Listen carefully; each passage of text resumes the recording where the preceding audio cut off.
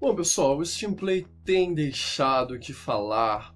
O Adrenaline fez um vídeo, inclusive o Renato do FustOS fez uma live aí com o Birão Queiroz. Os dois aí fizeram uma live comentando alguns pontos que vocês podem ver aqui na descrição desse vídeo. Mas hoje eu venho falar sobre algumas notícias. Um exemplo: o Wayland acabou de chegar na versão 1.16 e os desenvolvedores falaram que não pretendem lançar uma versão a cada 6 meses ou uma nova versão em um prazo de 1 ano, seja lá como for, como várias distribuições Linux têm. Na verdade, eles só pretendem disponibilizar uma nova versão do Wayland quando for necessário de fato, tiver alguma tecnologia nova e for necessário desenvolver a 1.17, 1.18 e por aí vai.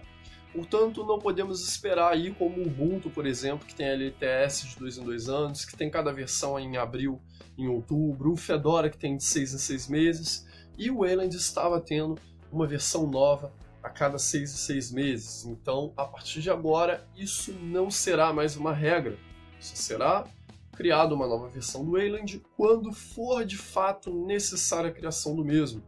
Outra notícia aí é o Librem 5, o smartphone da Purins que vai trazer um sistema operacional Linux, terá um atraso. Esse smartphone que promete ser a ferramenta de ultra segurança em suas mãos, para que você tenha um controle maior dos seus dados. E ocorrerá um pequeno atraso. A princípio, o smartphone seria lançado em janeiro de 2019. Mas o que tudo indica, essa versão não deve chegar antes do mês de abril. Bom, fica aí a nossa torcida por causa disso. Até porque o ramo dos smartphones é dominado apenas por Android e o OS X da Apple. Inclusive, o Jonathan Simeone fez um vídeo recentemente falando por que o nosso cenário de smartphones é dominado por esses dois sistemas principais. Seria incrível chegar mais uma opção aí, você poder utilizar sua distribuição Linux que você tem no desktop moldada para o smartphone. O Purins OS é baseado no Debian, um sistema estável, universal. Então, estamos esperando, aguardando esse lançamento do Purins OS. E ele virá com as versões aí do mobile do KDE, do GNOME e provavelmente do Ubuntu Touch. O CEO da empresa Todd Swaney disse o seguinte: queremos criar um dispositivo de comunicação móvel seguro que ofereça experiência semelhante à dos smartphones de hoje, mas que sejam éticos, disse o CEO e fundador da Puris. Mais uma coisa, o preço do smartphone a princípio está sendo apontado para $599, o que transformando em reais daria em torno de R$ 2.425 na cotação atual. O GNOME lançou a versão 3.30, essa interface gráfica que é amada por muitos e odiada por outros, mas o GNOME continua tendo alguns problemas de memória RAM.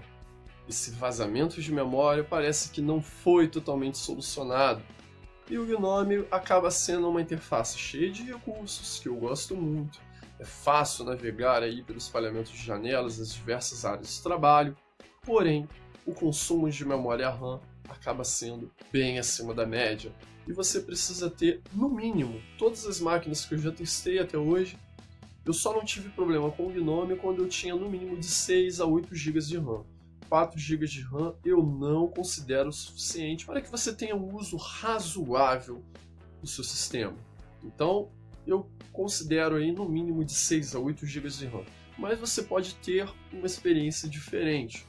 Com as máquinas que utilizei, 4 GB não eram o suficiente. Bom, e dentre os recursos aí, o mais importante tem sido o retorno do GNOME Classic, que permite aí o Nautilus uma função de permitir a utilização da área de trabalho através de ícones, como o Windows usa, como o Cinnamon e outras interfaces gráficas. Então, a partir dessa versão 3.30, você terá a disponibilidade de colocar ícones novamente na sua área de trabalho.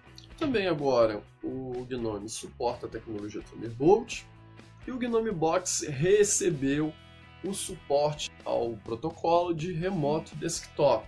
E a Canonical está pedindo ajuda aí para que você auxilie na utilização da GPU NVIDIA.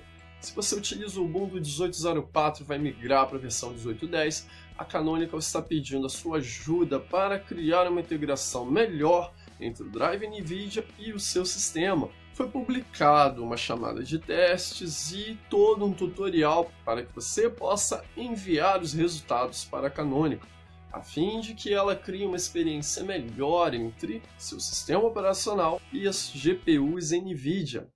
E como era de se supor, nem Linus Torvalds conhece todo o kernel Linux. Óbvio para alguns, mas estranho para outros. E quanto a isso, ele afirmou o seguinte: ninguém conhece todo o kernel, mas, tendo olhado para os patches por muitos anos, eu sei o quadro geral.